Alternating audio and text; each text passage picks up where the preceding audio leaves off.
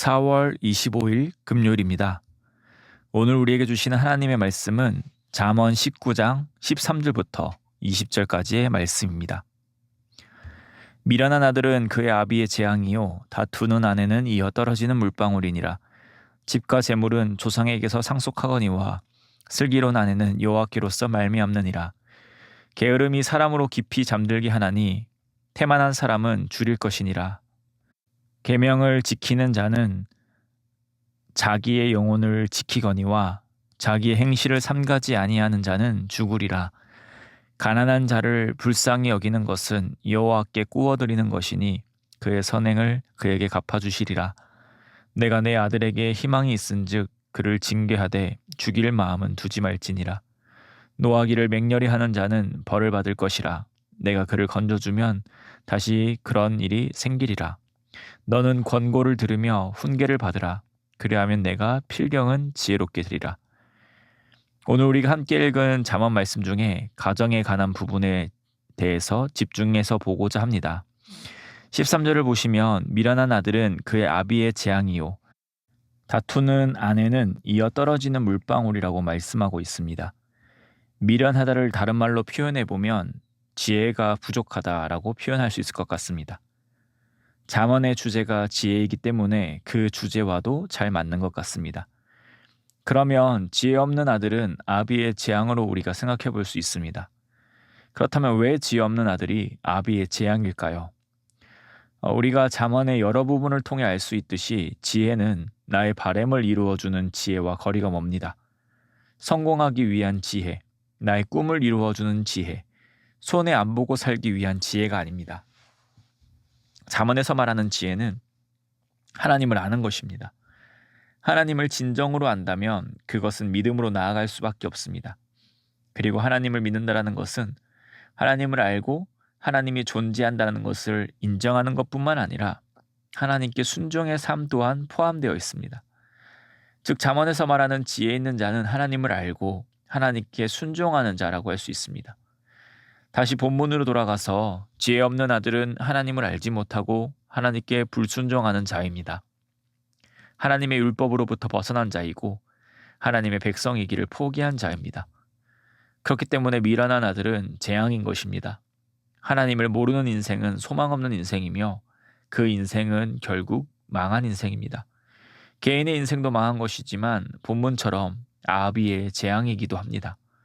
왜 그런가 한번 생각해 보면 내가 믿는 하나님을 자녀가 안 믿는다라고 했을 때 그것만큼 고통스러운 것이 없기 때문입니다. 또한 하나님 앞에 자녀의 신앙교육을 제대로 못 시킨 것에 대한 죄송한 마음이 있을 수밖에 없습니다. 저도 자녀를 키우고 있지만 하나님께 간절히 간구하는 것은 이 아이들이 예수 그리스도를 자신의 구주로 고백하고 살아가는 것, 그것이 부모인 저의 간절한 기도입니다. 아마 자녀를 사랑하는 부모라면 예수님을 믿든 안 믿든 본인의 자유지라고 생각할 분은 아무도 없을 것입니다. 그렇기에 미련한 아들, 자녀는 아비 곧 부모의 재앙입니다. 계속해서 그 다음 부분을 보시면 다투는 아내는 이어 떨어지는 물방울이니라 라고 말씀하고 있습니다. 여기서 아내라고 말하고 있지만 배우자라고 생각해 볼 수 있습니다. 우리는 다 연약하여서 가장 사랑하는 배우자와 때론 다툴 수도 있습니다. 본문에서 말하는 다투는 아내는 어쩌다 한 번씩 다투는 것을 의미하는 것이 아니라 지속적으로 빈번히 다투는 것을 의미합니다. 그런 아내는 마치 이어 떨어지는 물방울과 같다고 말씀합니다.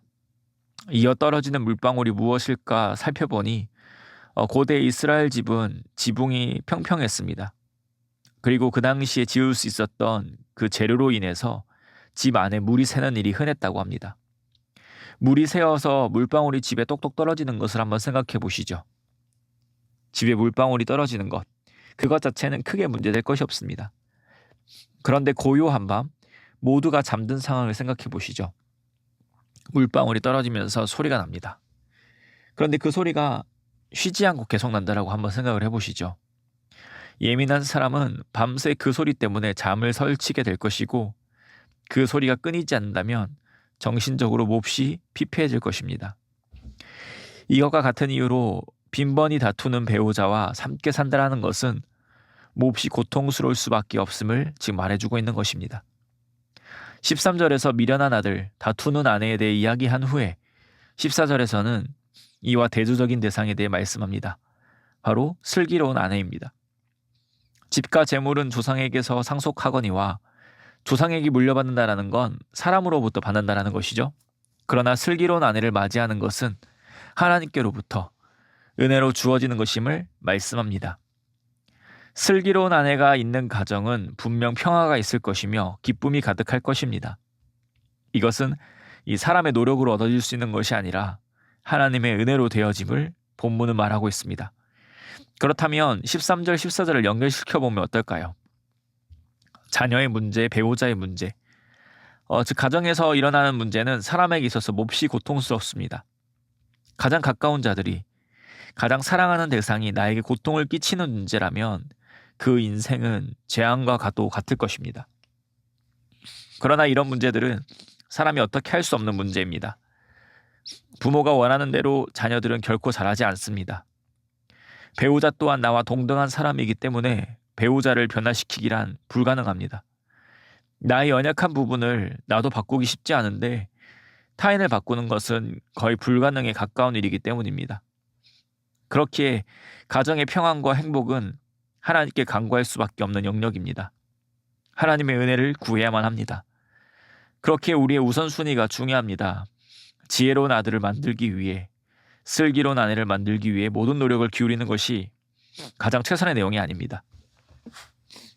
슬기로운 아내가 여호와께로 말미암는 것이기에 우리 가정의 주인이 하나님이라는 고백이 있어야 합니다. 우리 가정이 행복할 수 있는 것은 오직 하나님의 은혜 안에서만 가능한 것입니다. 그러므로 사랑하는 성도님, 우리의 가정이, 더 나아가서는 우리의 공동체가 가장 먼저 추구해야 할 것은 하나님의 은혜를 구하는 것입니다. 하나님의 은혜가 없이는 그 어떠한 노력도 무의미할 뿐입니다. 사람의 노력이 모든 것을 이루어줄 것처럼 이야기하지만 사람의 노력이 항상 선한 방향으로 가지 않는다는 것을 생각해 볼 때 노력도 분명한 한계가 있습니다. 이 노력도 하나님의 은혜 안에 있을 때 의미 있는 것이죠. 우리의 가정에, 우리의 공동체에, 더 나아가 우리의 나라, 세계 구석구석이 하나님의 은혜가 가득하기를 기도하는 우리가 되기를 원합니다. 그것이 제일이고 그 다음은 우리가 지혜 있는 자가 되어야 합니다. 20절에 너는 권고를 들으며 훈계를 받으라. 그리하면 내가 필경은 지혜롭게 들리라 라고 말씀하고 있습니다.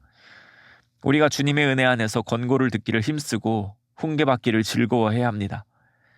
권고를 듣고 훈계를 받는 것은 선포된 말씀을 이해하고 개인적으로 말씀을 읽고 묵상하는 것입니다. 하나님을 알고 순종하는 것, 즉 지혜롭게 될 수 있는 것은 오직 하나님의 말씀을 들을 때입니다. 그 외에는 하나님을 알 수도 없고 하나님께 순종할 수도 없습니다. 그러나 말 그대로 권고와 훈계는 즐겨 듣기 힘듭니다. 나의 주인됨을 내려놓아야 하고 나의 겸손을 내려놓아야 합니다. 그럴 때에 하나님의 말씀이 우리에게 권고로 다가옵니다. 나의 완악함을 버려야 합니다. 그럴 때에 훈계로 들을 수 있습니다. 우리에게 하나님의 말씀이 권고와 훈계로 들려질 때에 우리는 분명 하나님을 알아가고 하나님께 순종할 수 있으므로 지혜로워질 것입니다. 말씀을 맺겠습니다. 오늘날 세상에 많은 헛된 가치로 인해서 가정에 수많은 문제가 생겨나고 있습니다. 하나님께서 창조 때 허락하신 가정이 완전히 그 기능을 상실해버렸습니다. 가정이 기쁨과 평화가 넘치는 곳이 아니라 고통받는 곳, 재앙과 같은 곳이 되어버립니다. 더 나아가서 부모를 떠나 새로 생겨나는 가정 자체가 줄어들고 있습니다. 사람의 노력과 지혜로 이런 모든 어려움을 극복하려 하지만 결국 깨닫게 되는 것은 사람의 노력은 헛되고 헛될 뿐이라는 것이죠. 그렇게 가정을 만드신 분, 우리에게 가정을 허락하신 그 하나님의 은혜를 우리는 구해야 합니다. 하나님의 은혜 안에 있을 때에 우리 가정은 원래 하나님이 만드신 목적과 같이 서로 도우며 하나님을 찬양하고 예배하게 될 것입니다. 그러므로 오늘 각 가정과 더 나아가서 우리의 공동체를 위해 하나님의 은혜를 구할 수 있기를 소망합니다. 또 주님의 은혜 안에서 하나님의 권고와 훈계를 즐겨 듣는 우리가 되기를 원합니다. 주님의 말씀 앞에 겸손히 나아감으로 오늘도 말씀으로 순종하며 살아가기를 원합니다. 그것이 지혜 있는 자의 모습이고 지혜 있는 자는 곧 생명을 가지고 있는 자입니다. 오늘도 하나님의 은혜 안에서 귀한 생명 얻은 자로 오늘 하루를 누리고 살아가는, 그래야 또 그리스도의 사랑을 전할 수 있는 귀하고 복된 성도님 되시기를 축복합니다. 기도드리겠습니다. 하나님 아버지, 모든 사람들이 각자의 소망을 이루기 위해서 또 세상의 성공을 위해 지혜를 구하고 또 지혜를 얻기 위해 노력하지만 참된 지혜인 하나님을 아는 지식, 하나님 말씀 앞에 순종하며 살아가는 지혜를 우리에게 허락하시니 감사드립니다. 오늘도 여러 지혜의 말씀 속에서 특히 가정에 대해 생각해 보았습니다. 우리에게 허락하신 너무나도 소중한 각자의 가정을 돌아보며 과연 이 가정에 하나님이 주인 되시는지를 한번 생각해 보길 원합니다. 하나님께서 우리의 가정의 주인 되어 주시고 하나님의 은혜가 있어야 우리 각 가정이 존재할 수 있음을 깨달아 하나님의 은혜를 구하는 우리 되게 하여 주시옵소서. 세상에 깨어지고 찢어진 가정들이 너무 많은 것을 봅니다. 주님께서 사람에게 주신 가장 복된 것 중 하나가 가정인데 그 가정이 곧 고통이 되는 것을 많이 봅니다. 주님이 약하고 고통스러운 세상 가운데 주님의 은혜가 곳곳에 가득하여서 하나님이 주인 되셔야지만, 하나님께서 은혜 주셔야지만 가정이 평안과 행복이 넘칠 수 있는 곳임을 깨달아 알게 하여 주시옵소서. 이 일에 우리가 증인으로 부름받았음을 고백합니다.